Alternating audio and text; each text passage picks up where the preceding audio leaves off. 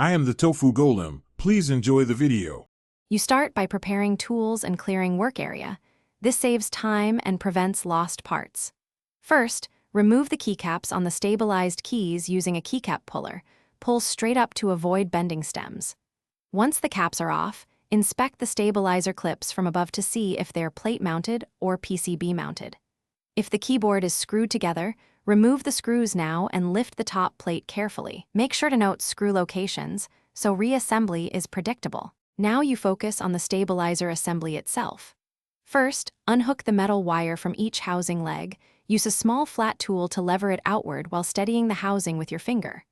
Once the wire is free, depress the plastic clips on the housing inward, because that releases the housing from the plate or PCB. Do this on both sides. After unclipping, lift the housing and slide out the insert, then remove the stem and spring. Do this slowly to avoid springs flying free.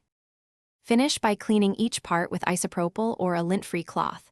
Debris causes noise and binding, so remove it.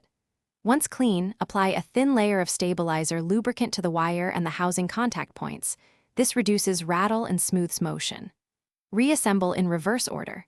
Stem, insert, housing, then clip the wire back in and replace keycap. If a key still wobbles or binds, make sure clips are fully seated and aligned. Swap a housing, if necessary, to rule out damage. Thanks for watching. Consider subscribing if we helped you today.